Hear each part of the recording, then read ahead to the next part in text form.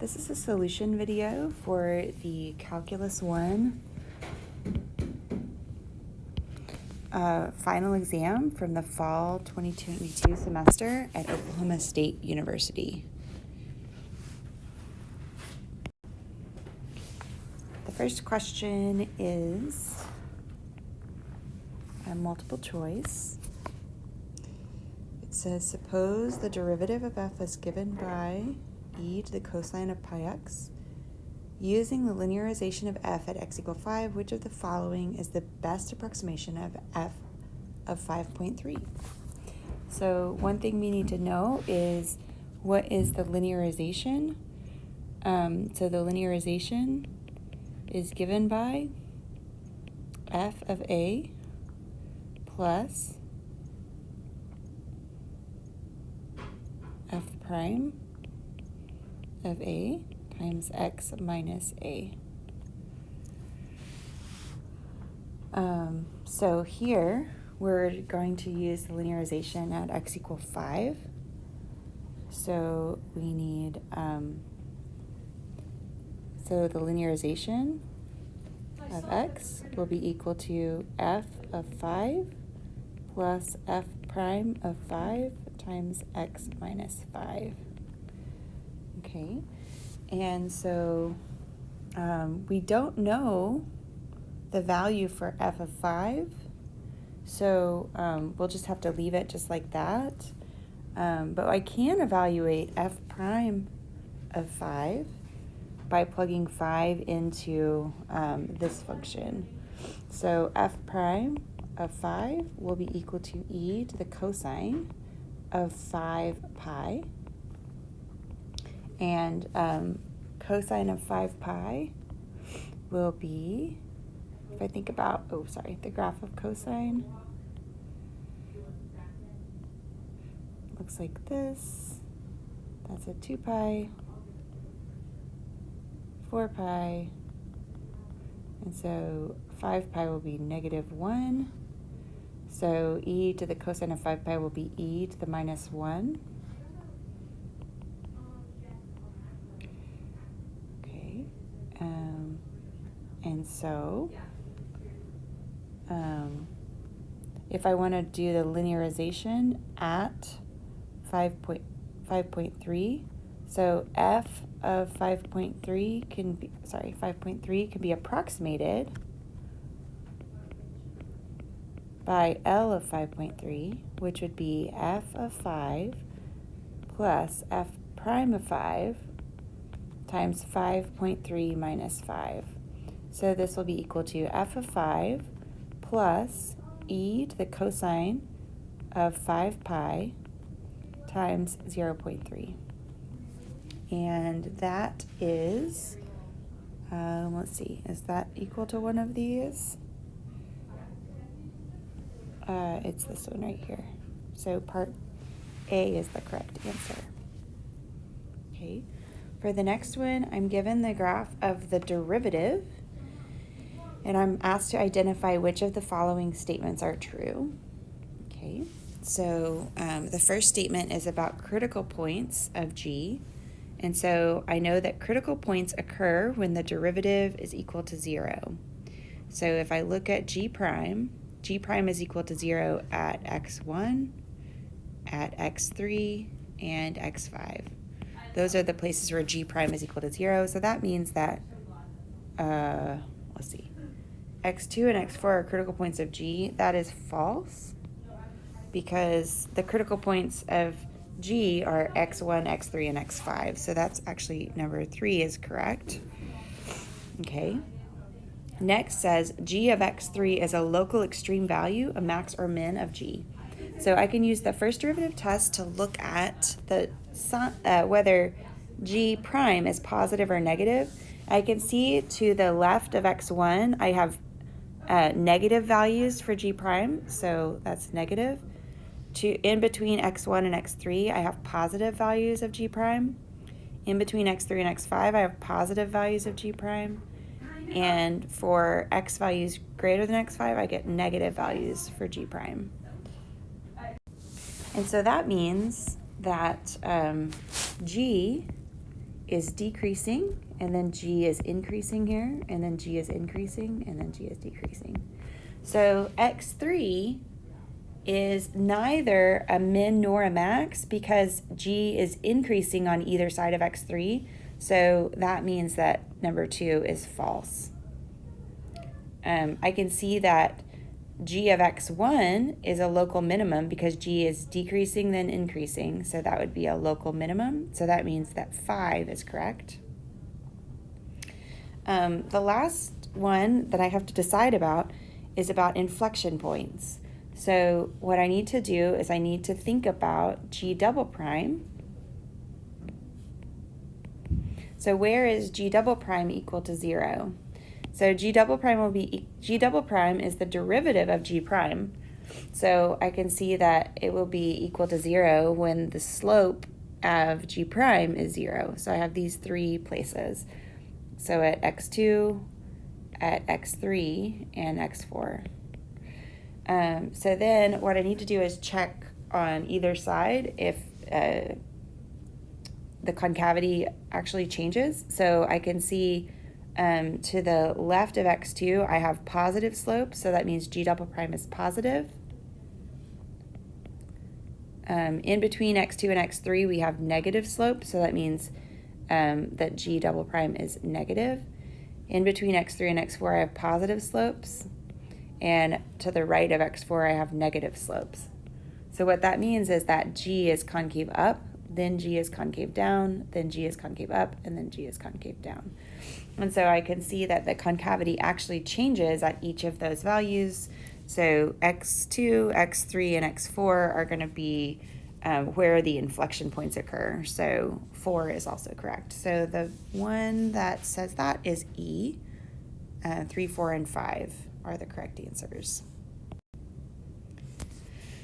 So for the next, I'm given a graph of a function, and note that this is the function y equals f of x. So anytime you see a graph, you want to think about, okay, is this the graph of the function, the graph of the derivative, what's going on here?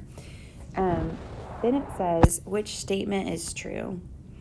This says the function y equals f prime is continuous at x equals a. So if I think about what would the derivative function look like, I can see that for this function, I have positive slopes here. And so if I were to graph f prime, I would have positive slopes that are decreasing, leading up to A. But then to the right of A, I have these negative slopes. I have a constant negative slope. And so it's actually going to have a jump discontinuity. F prime will have a jump discontinuity because the slope goes from positive slopes to a negative slope, and it has this jump in the slopes. The slope changes at A. So part A is incorrect because it has a jump discontinuity. Part B says the limit as x goes to A of the derivative exists. That is also false because as I come in from the left and the right to A, I approach different y values. So that limit, the two-sided limit, does not exist. Then it says the function y equals f prime has a jump discontinuity at x equal A. That one we have decided is true. Let's look at the others before we stop here. This says that f prime of A is equal to 0. That is not true because f prime of A is not defined here because I have a sharp corner. In other words, the left and right hand slopes are not equal to one another. So that derivative is not 0. The next one says the function y equals, the derivative function has a removable discontinuity at x equal A. That is also false because it is a jump discontinuity. So C is the correct answer. Okay, the next one says Yvonne decides to go for a run before school. She starts her run from home. The function y equals v of t expresses Yvonne's velocity t minutes after she started running. What quantity does the following sum approximate? Okay, and so if I think about what this sum is doing, is it's taking the velocity. If I were to write out what the sum is 6 rectangles. So it's going to be 4 plus 0, so v of 4 times 1/2, plus v of, if I plug in k equal 2 there, I'll get 4.5 times 1/2, plus v of 5 times 1/2, plus dot dot dot. Let's do the last one. What's the very last one? If I plug in 6, I'll get v of 6 minus 1, so that's v of 5/2, so 4 plus 5/2 gives me 6.5 times 1/2. Okay, and so I can see that this is giving me some rectangles here, right? So it's starting at x equal 4 and stopping at 7, because each of these rectangles is width 1/2, right? So I don't know what the velocity function is doing, but whatever that velocity function is doing, I've got these like 6 rectangles, so and each of those rectangles is telling me the distance that she travels. So it's approximating, so each of these is a velocity times time, so this is a distance traveled in that 1/2 second, or minute, minute. Okay, and so we're adding up all of these distances traveled, so we should get the total amount of distance traveled from 4 minutes to 7 minutes. So it's approximating the change in Yvonne's distance away from home from the interval 4 to 7. Okay. So the next one, it says, suppose that the integral from -2 to 9 of f of x dx is 12, and the integral from 3 to 9 of f of x dx is 4. What is the integral from -2 to 3 of f of x dx? Okay, so this is one of the properties of integrals.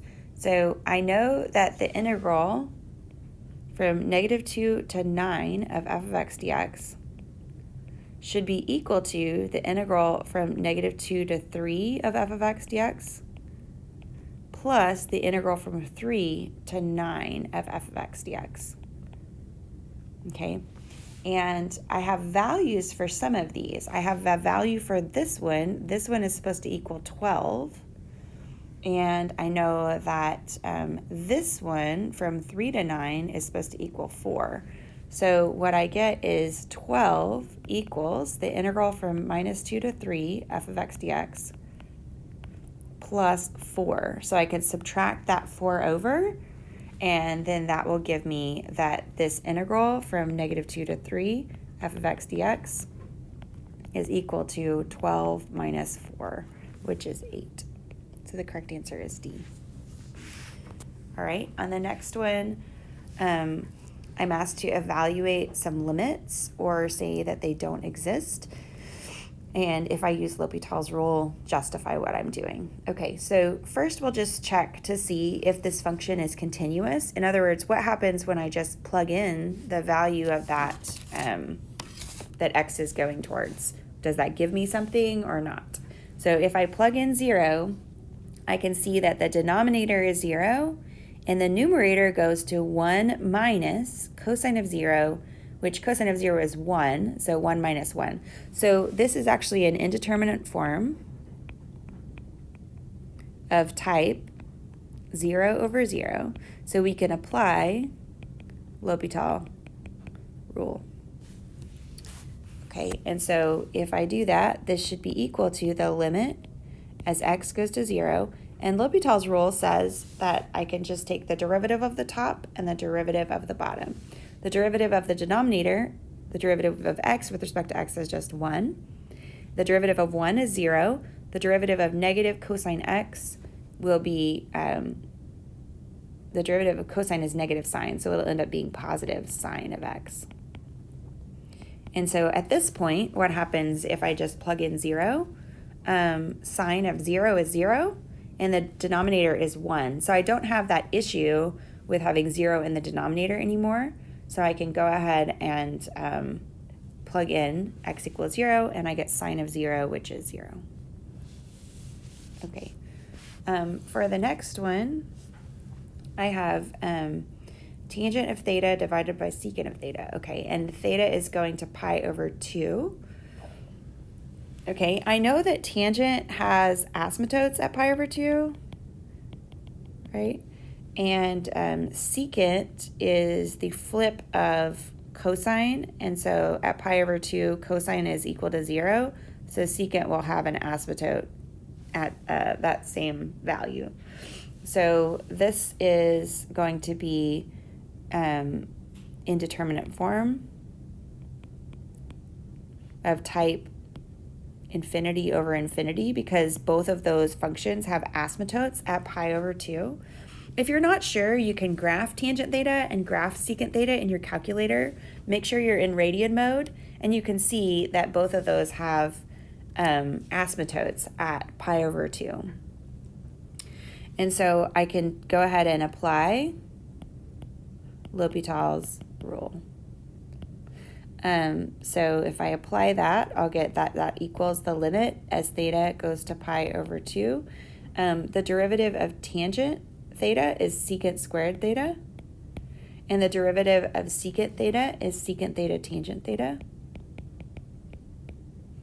And so if I do that, I'm going to get the limit as theta goes to pi over 2 of one of those secants can divide to make 1, so I can cancel one of those secants, so I'll get secant theta over tangent theta.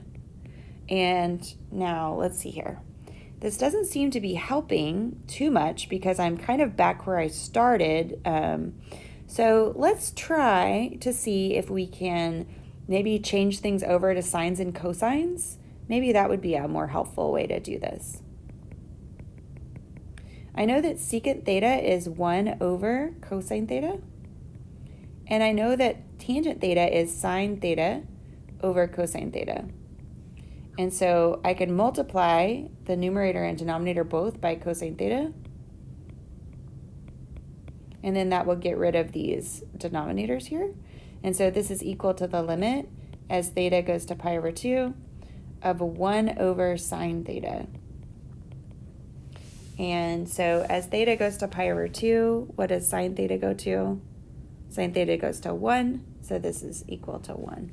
Okay, and I could have actually done that from the very beginning, change things to sines and cosines. L'Hopital's rule was the first thing I thought of, so I tried that first. And then I found myself stuck in a loop, so I decided to try a different approach.